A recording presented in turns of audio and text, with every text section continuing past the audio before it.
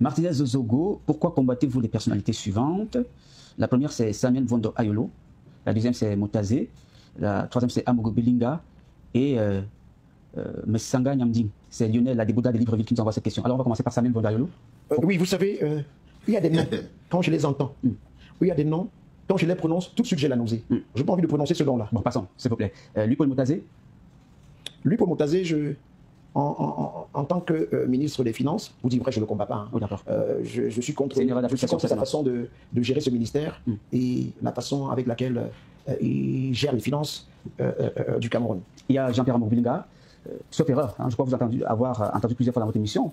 Je crois vous avoir écouté dire de belles choses concernant ce monsieur-là. Oui, c'est vrai qu'au départ, j'ai toujours pris et fait pour cause pour Jean-Pierre Amour-Bilinga. Chaque fois qu'il a été en difficulté, vous m'avez certainement suivi dans mes émissions, je prenais fait pour cause pour sa personne. Mais j'ai été désagréablement surpris, ça je vous le dis aujourd'hui, que Jean-Pierre Amour-Bilinga, pour arranger ses démêlés avec le directeur du cabinet civil, se servait de moi, quand j'étais dans des problèmes. Et je vous le dis clairement, Georges Meka, le procureur de la République de l'époque, s'était confié à un ami, dont je préfère dire le nom, s'il veut, je pourrais citer le nom demain, que Jean-Pierre Amour-Bilinga l'a mis dans des problèmes, il lui a mis la pression pour qu'il m'incarcère.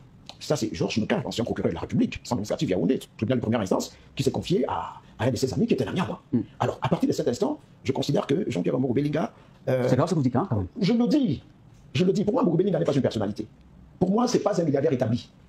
Vous comprenez? Il n'est ni opérateur économique dans le sens propre du terme, il est ni industriel. Les milliards qu'il a, tout le monde peut procéder par cette façon pour les avoir.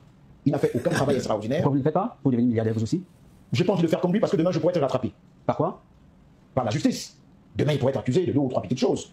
S'il n'arrive pas à justifier la provenance de ces milliards, qu'il se soumet comme ça à la volée du distributeur automatique des billets de banque. Attention, hein. Vous savez, il y a une affaire qui fait la une aujourd'hui des médias, on en parle un peu partout dans les salons feutrés, cette affaire des rétrécissements fiscaux dont il fait l'objet aujourd'hui dans son entreprise. C'est une cabale, hein, cela a été démontré. Il n'y a aucune cabale là-dedans. Je suis désolé, il n'y a aucune cabale.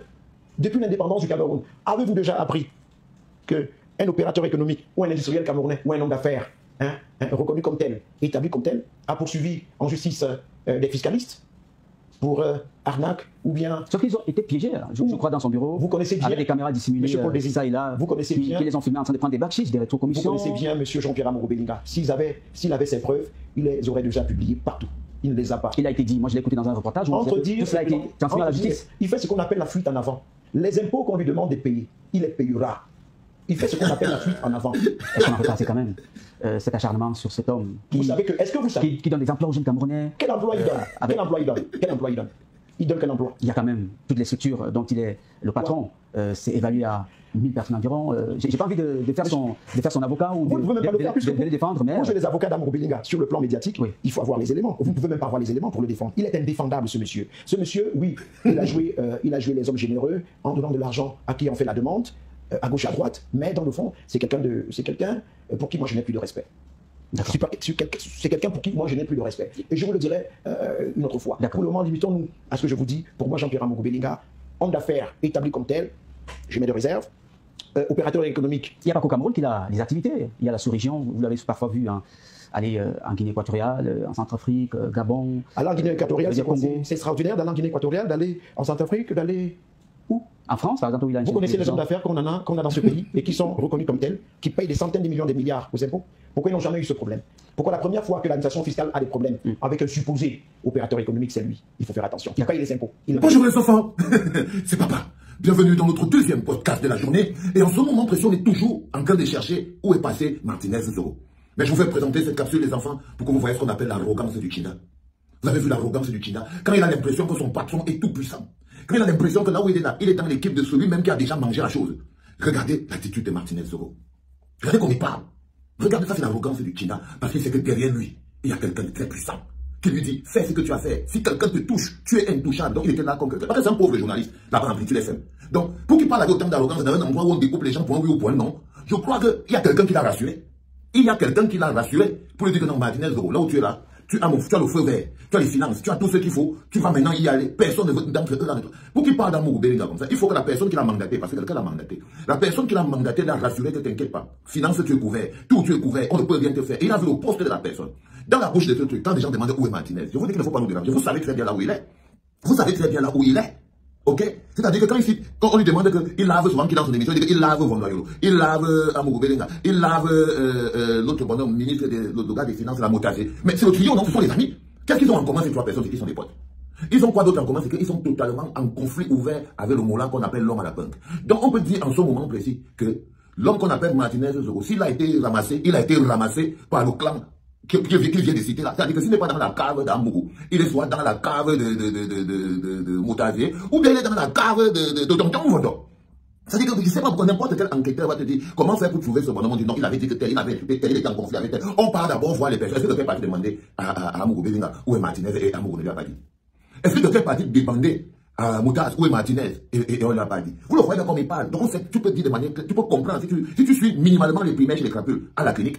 Tu peux dire avec aisance que là où il est là, il s'est attaqué à des ennemis politiques de quelqu'un d'autre qui s'appelle l'homme à la punk. L'homme à la punk en ce moment est en train de fouiller ciel et terre pour le retrouver.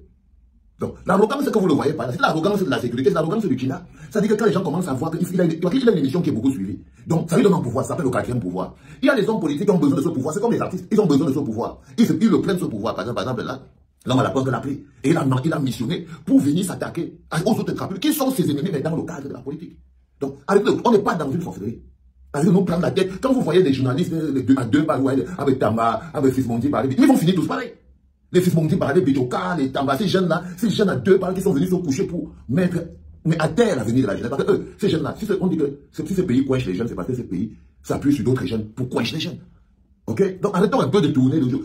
Quand vous suivez cette capsule, vous pouvez dire que si tu pars fouiller les sous-sols de Vision, tu peux trouver machin en train de manger le Vitacolo là-bas. Tu peux trouver Martinez Zoro. Si tu ouvres le sous-sol de l'anecdote, tu peux trouver Martinez Zoro en train de manger le soya en buvant la bière. Il est là-bas. Il est là-bas. S'il n'est pas là-bas, il est. Parce qu'il paraît, il se raconte que l'homme à la punk a même instruit à son pote Badangré. Parce que vous avez dit, instruit en Badangré, il faut que tu trouves le petit. Parce que c'est son pote. Et il sait que si jamais il ne sauve pas l'homme à la punk, c'est que s'il ne retrouve pas la Zozo, tous ces autres bonhommes qu'il a dehors là, ils vont avoir peur. Parce que c'est beaucoup fort pour montrer que l'autre équipe est puissante. Est-ce que c'est l'histoire de tout à qu'on arrête ton bas derrière ou le faire le sortir? Non. Non. L'homme à la punk se doit de retrouver la Zozo, Martinez, parce que s'il ne retrouve pas Martinez, il va se retrouver, il va perdre ses soldats. Et il fallait équilibrer les charges. Vous avez bien vu. Quand vous voyez même sur les réseaux sociaux, vous voyez qu'il y a des pages qui sautent. Il y a des pages qui sautent. Ah oui, il y a des pages qui sautent. Parce que il y a des pages qui travaillent dans un contexte très compliqué. Donc il y a des pages qui sautent, il y a des pages qui sautent, il y a ça c'est dans le virtuel, il y a des pages qui sautent. Dans le réel, on a des gens qui se perdent dans la rue. Ils se perdent. Attends, on dit qu'il s'est perdu. Et non, il ne s'est pas perdu. On m'a raconté que le gars, on l'a suivi depuis l'amplitude, il a conduit avec sa voiture. Il est arrivé jusqu'à devant un commissariat, où c'était une gendarmerie, ou en colo, ou machin. Il a appuyé, pom, il a klaxonné, les gars, les gendarmes ont mis le volume sur la télé. C'est-à-dire que le gars a appuyé, pom, les gendarmes ont mis on est venu le prendre devant la gendarmerie. On est venu le prendre devant la gendarmerie. Donc on n'est pas en train, faut pas, je vous dis que Bibou Nissa est en prison. Je vous dis que là où il est posé, Bibou Nissa, le Mamba, il est dans l'endroit où il ne devait pas être. Le professeur, il faut que, tous ces gens-là, vraiment, il ne faut pas venir nous occuper l'air inutilement. Ne venez pas nous prendre l'air inutilement. Ok? Tout le monde sait, ils savent tous. Ils savent tous. Où est Martinez? Ils savent tous. Tout le monde la sait. Ils savent tous. Regardez comment il parle. Oh, quand vous parlez du ministre, bien quand vous dites, il a fréquenté où tu ne sais pas. Il travaille où tu ne sais pas. Il a un inspecteur, il a un agent secret. Oh, c'est que c'est des agents secrets. Donc les enfants, c'était très important pour moi de revenir encore sur ce cas et de vous le poser pour vous dire que nous, on est, si quelqu'un nous cherche, on est dans l'eau. On est dans l'eau. Ok? Ils savent tous où est la Zozo. Ils ne vont pas nous emmener dans les débats, patati, patata. Regardez les journalistes à deux balles. Ils sont contents. Quand Ouazizi est parti, ils n'ont pas parlé. On n'arrêtait pas faire Sikila, ils n'ont pas parlé. On a fermé Paul Touta, ils n'ont pas parlé. Maintenant, quand on mène un débat qu'on ne connaît pas, il faut vous calmer, les gars. Laissez-nous être dans l'eau. Les enfants, un jour ici. Aïe, c'était papa.